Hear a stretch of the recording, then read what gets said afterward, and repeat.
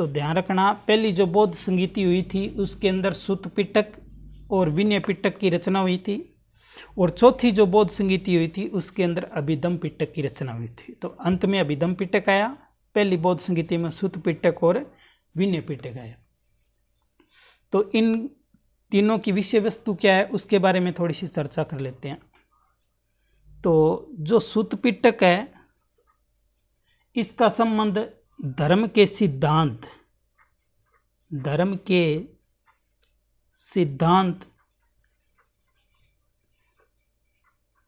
और इसके साथ साथ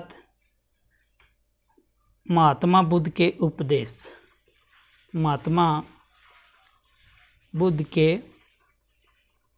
उपदेशों के बारे में चर्चा की गई है। यानी सुत्त पिटक में एक तो महात्मा बुद्ध के जो उपदेश है उनका संग्रह है, दूसरा धर्म के जो सिद्धांत है उनके बारे में परिचर्चा की गई है।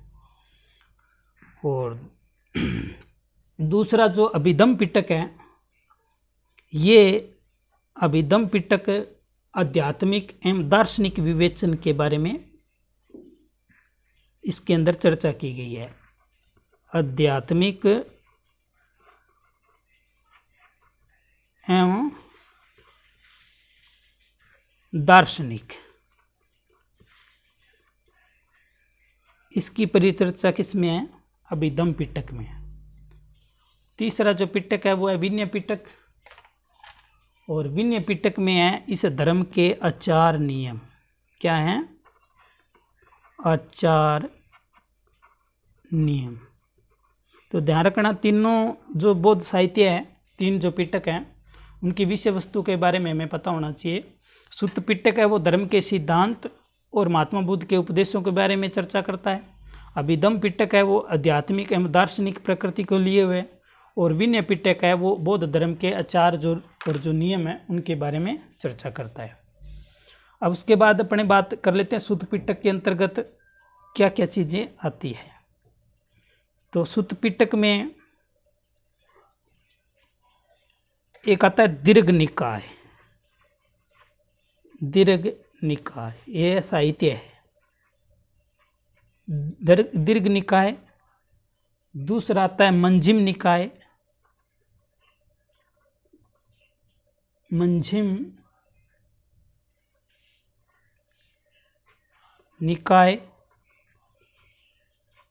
तीसरा आता है संयुक्त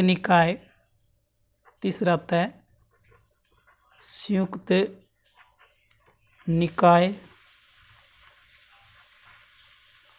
चौथा आता है अंगुत्तर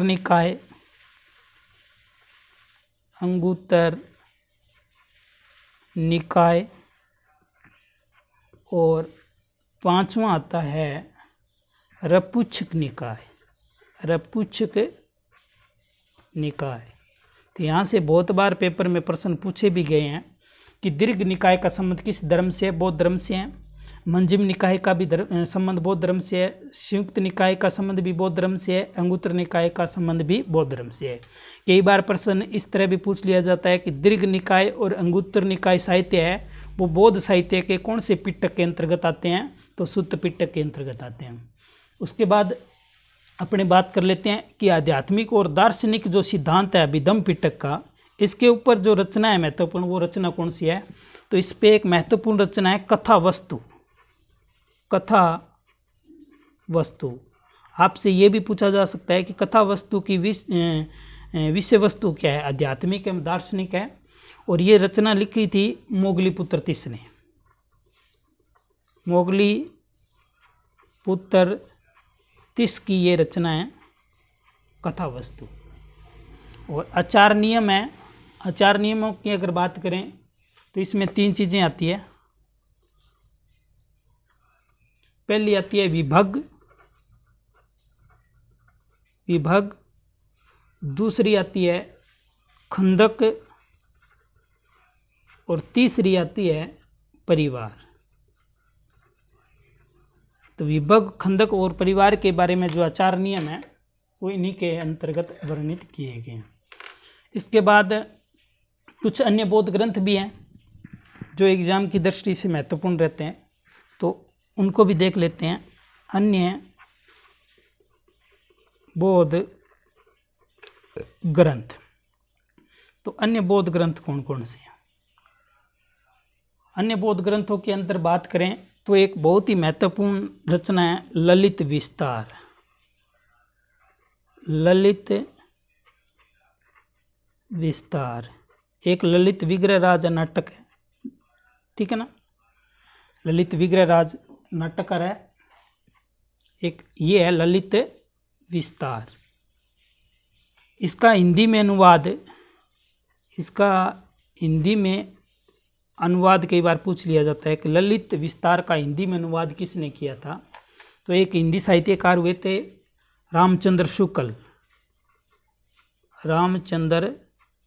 शुक्ल।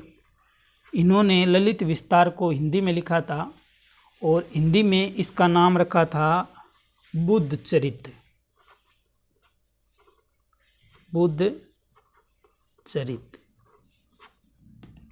तो बुद्ध चरित का संबंध ललित विस्तार से है। दूसरी महत्वपूर्ण चीजें आती है इसके अंतर्गत जातक कथाएं। तो इस पे भी पेपर में प्रश्न पूछे गए हैं कि जातक कथाओं का संबंध किससे होता है। तो ध्यान रखना, जातक कथाएं होती है ये महात्मा बुद्ध के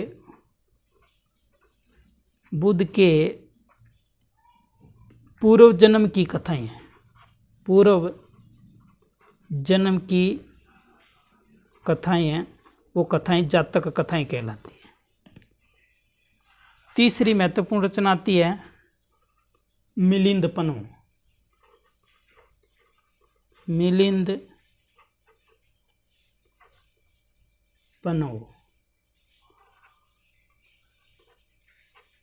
पनो जो रचना है, इस मिलिंद पनो के अंतर्गत दो व्यक्ति हैं, उनके संवाद के बारे में परिचर्चा की गई है।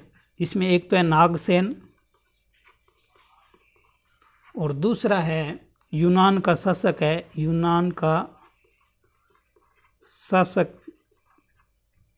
मिलिंद।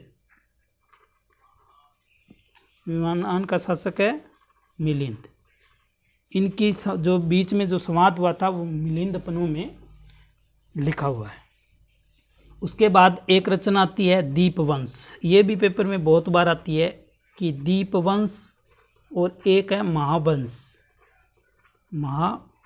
इनका संबंध किस धर्म से है? तो ध्यान रखना, दीपवंश और महावंश है वो बौद्ध धर्म की रचनाएं हैं। और दीपवंश की जो रचना हुई थी वो श्रीलंका में हुई थी। श्रीलंका में दीपवंश ग्रंथ लिखा गया था।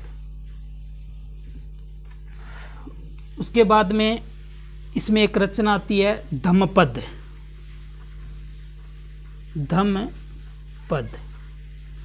ये धम्मपद जो रचना है इसको बौद्ध धर्म की गीता कहा जाता है। क्या कहा जाता है? बौद्ध धर्म की गीता। पेपर में आपसे पूछा जा सकता है कि बौद्ध धर्म की गीता किसे कहा जाता है, तो धम्मपद को बौद्ध धर्म की गीता कहा जाता है। तो ये कुछ अन्य रचनाएं थी जिसमें ललित विस्तार, जातक कथाएं, मिलिंद पनो, दीपवंश, महावंश और धम्मपद, जिसके बारे में हमने परिचर्चा आपसे अभी की। अब बात कर लेते हैं महत्वपूर्ण टॉपिक बौद्ध संगीति की।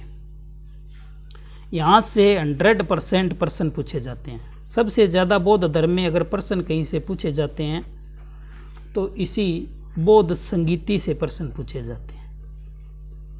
यानी कि बौद्ध धर्म की 4 महत्वपूर्ण सम्मेलन हुए थे जिनको बौद्ध संगीति के नाम से जाना जाता है। उसके ऊपर पेपर में खूब सारे प्रश्न पूछे जाते हैं। तो इस पे थोड़ा सा ध्यान देने वाली बात है। 4 ऐसे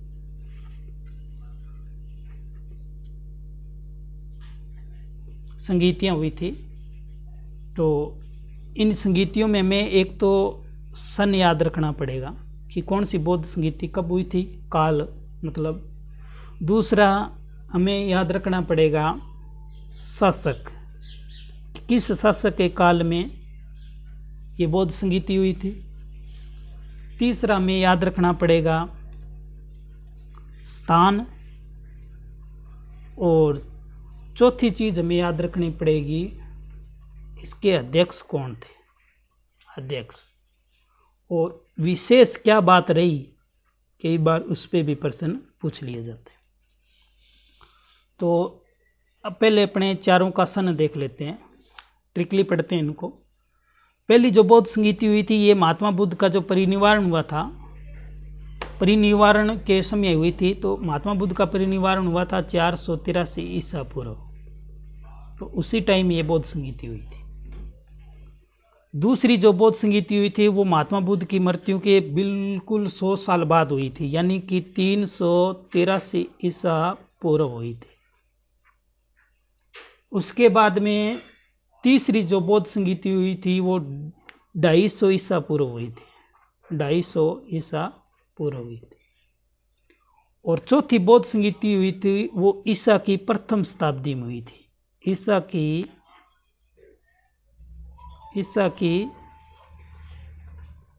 प्रथम शताब्दी। तो सन याद रह जाएंगे। पहली बौद्ध संगीति जब महात्मा बुद्ध का परिनिर्वाण हुआ था 483 ईसा पूर्व। दूसरी बौद्ध संगीति ठीक उसके 100 साल बाद 383 ईसा पूर्व।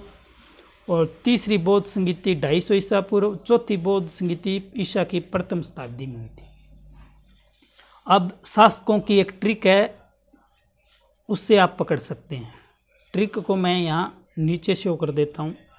ट्रिक है अक्का अक, ये शब्द याद रखना पड़ेगा आपको, अक्का अक। तो पहला जो है वो पहली बौद्ध संगीति का शासक बताता है, दूसरा दूसरी का, और ये इस तरह अपने यहाँ से उत्तर पकड़ सकते हैं। पहला ए का मतलब है अजात शत्रु।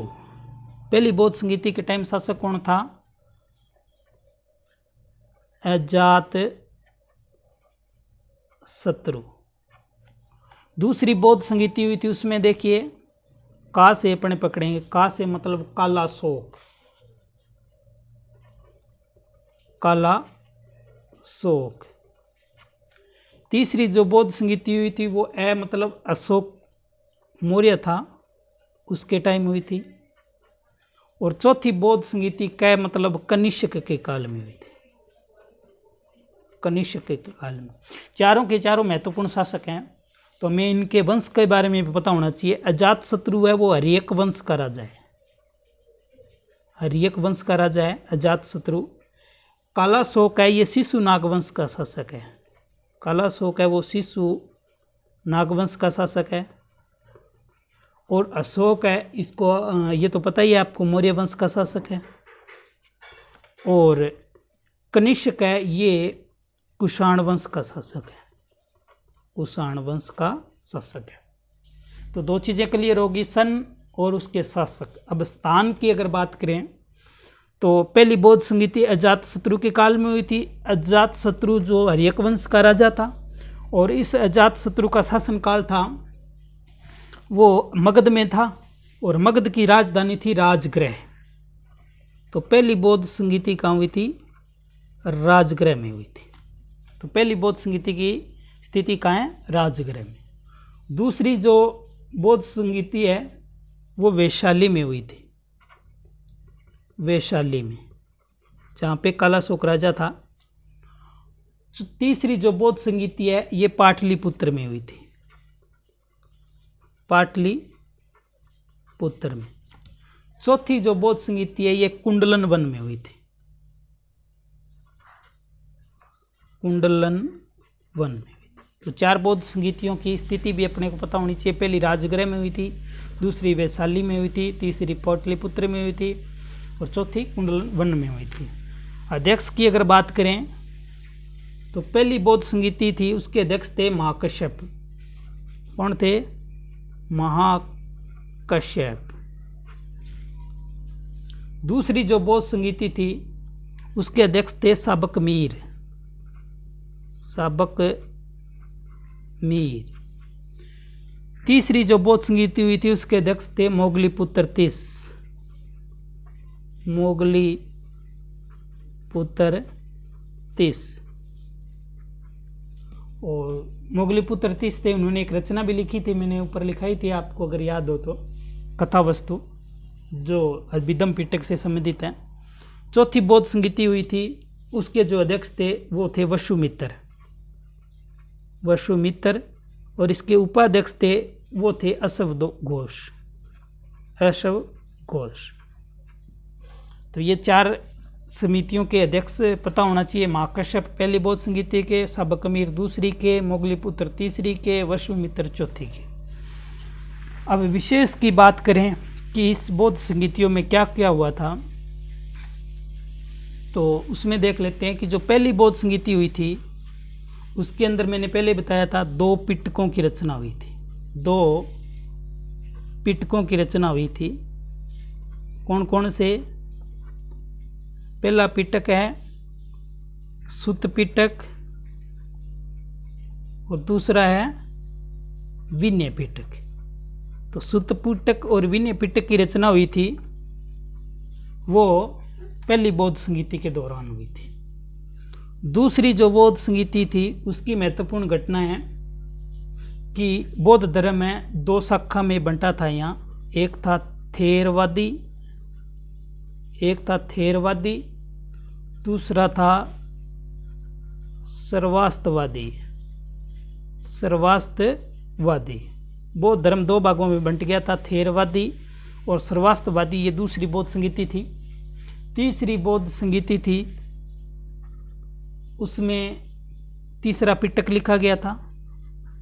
तीसरा पिटक कौन सा था? धम्म पिटक, यानी कि अभी धम्म पिटक है वो तीसरी बौद्ध संगीति में लिखा गया था। चौथी जो बौद्ध संगीति हुई थी उसके अंतर्गत बौद्ध धर्म हीनयान और महायान 2 शाखाओं में मुख्य रूप से बंट गया था। और इसके दौरान एक ग्रंथ भी लिखा गया था, विभाषा शास्त्र की रचना भी हुई थी। तो महत्वपूर्ण टॉपिक है, एक बार दोबारा देख लेते हैं थोड़ा सा। पहली बौद्ध संगीति जो हुई थी वो 483 ईसा पूर्व महात्मा बुद्ध की मृत्यु के टाइम हुई थी। ठीक है, शासक उस समय अजातशत्रु थे। ठीक है, स्थान था वो राजगृह था और इसके अध्यक्ष थे वो महाकश्यप थे। और इसके दौरान 2 पिटकों की रचना हुई थी, सुत्त पिटक और विनय पिटक। दूसरी जो बौद्ध संगीति है वो 383 ईसा पूर्व यानी कि 100 साल बाद, और शासक था कालाशोक, शिशुनाग वंश का शासक है ये। और स्थान था वैशाली में ये हुई अपने संगीति हुई थी। और अध्यक्ष था सबकमीर। विशेष बात यह है कि इसके अंदर बौद्ध धर्म थेरवादी और सर्वास्तवादी के अंदर परिवर्तित हो गया था। तीसरी जो बौद्ध संगीति है ये 250 ईसा पूर्व में हुई थी, सम्राट अशोक के समय हुई थी और पाटलिपुत्र में हुई थी। मगध की राजधानी उस समय पाटलिपुत्र थी। तो पाटलिपुत्र में ये बौद्ध संगीति हुई थी और इसके अध्यक्ष थे वो मोगलीपुत्र तीस थे। तीसरी बौद्ध संगीति में तीसरा पिटक अभिधम्म पिटक लिखा गया। आपसे सीधा भी पूछ सकता है कि अभिधम्म पिटक किस शासक के काल में लिखा गया, तो सम्राट अशोक के काल में लिखा गया था। चौथी बौद्ध संगीति है, ठीक है ना, वो ईसा की प्रथम शताब्दी में हुई थी। शासक था कनिष्क जो कुषाण वंश का शासक है। कुंडलन वन में हुई थी और वसुमित्र इसके अध्यक्ष थे और अश्व घोष इसके उपाध्यक्ष थे। इस चौथी बौद्ध संगीति में बौद्ध धर्म हीनयान और महायान शाखा में विभाजित हो गया था और विभाषा शास्त्र ग्रंथ की रचना भी हुई थी। तो ये था हमारा आज का वीडियो नोट। अगर आपको पसंद आया तो प्लीज़ लाइक कर दीजिए, हमारा चैनल है वो सब्सक्राइब कर लीजिए और अपने मित्रों को शेयर भी कर दीजिए। हम इसी तरह से इतिहास, भूगोल और राजनीति विज्ञान, अर्थशास्त्र और इसी संदर्भ में राजस्थान के संदर्भ में भी यही विषय, राजस्थान की कला संस्कृति, राजस्थान का भूगोल, राजस्थान का इतिहास, इन सभी विषयों पर आपको वीडियो नोट लगातार देते रहेंगे। आप हमारा हौसला बढ़ाने के लिए प्लीज़ सकारात्मक कमेंट करें और वीडियो को लाइक करें। धन्यवाद।